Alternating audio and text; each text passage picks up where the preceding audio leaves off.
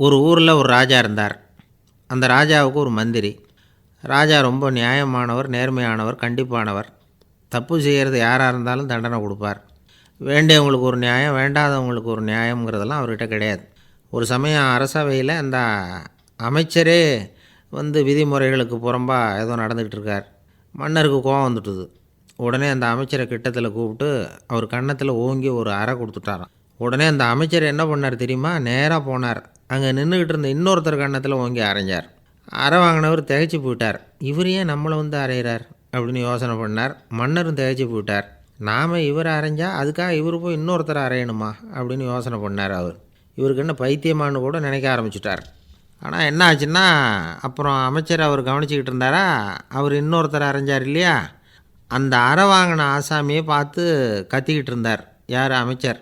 ஏன்பா என்கிட்ட அறையை வாங்கிக்கிட்டு இப்படி விவரம் இல்லாமல் நின்றுக்கிட்டு இருக்கிறிய, நான் உனக்கு கொடுத்ததை நீ வேறு யாருக்கிட்டையாவது கொடுத்துரு அப்படின்னார். உடனே அந்த ஆள் பார்த்தான். தனக்கு அடுத்தபடியாக நின்றுக்கிட்டு இருந்தவனை ஓங்கி ஒரு அறை அரைஞ்சான். அவன் கன்னத்தை தடவிட்டே யோசனை பண்ணான். இது ஏதோ புரிஞ்சுக்கிட்ட மாதிரி அடுத்தாப்பில் நின்றுக்கிட்டு இருந்தவனை அரைஞ்சான்.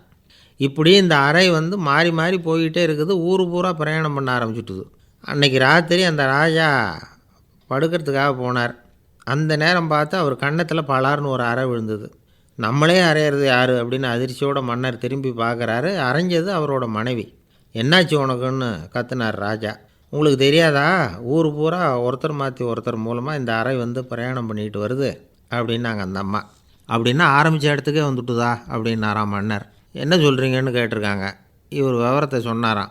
அப்படின்னா நீங்கள் ஆரம்பித்து வச்ச இந்த விளையாட்டை நான் முடித்து வச்சுட்டேன் அப்படின்னாங்களாம் அந்த அம்மா. மறுநாள் காலை மறுபடியும் அரசவை கூடிச்சு. அந்த அமைச்சர் மன்னரை பார்த்து கேட்டார்.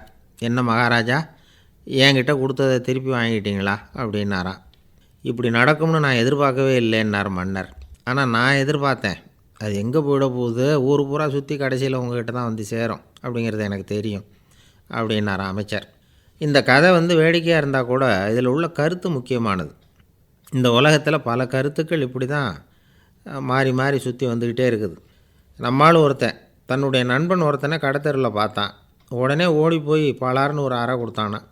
அவன் கன்னத்தை தடவிட்டு ஏன்டா என்னை அரைஞ்சேன்னு கேட்டிருக்கான். நீ ஏன்டா என்னை முட்டாள்னு என் மனைவிட்ட போய் சொன்னேன் அப்படின்ட்டுருக்கான் அவன். உன்னை ஒரு முட்டாள்னு சொன்னதுக்காகவா நீ என்னை அரைஞ்சே அப்படின்னு கேட்டிருக்கான் இவன். டேய், நான் அதுக்காக அறையலப்பா, அது ஒரு பெரிய ரகசியம். நான் முட்டாளுங்கிறது அந்த ரகசியத்தை நீ ஏன் எங்கள் வீட்டில் போய் சொன்னேன், அதுக்காக தான் அரைஞ்சேன் அப்படின்னு அவன்.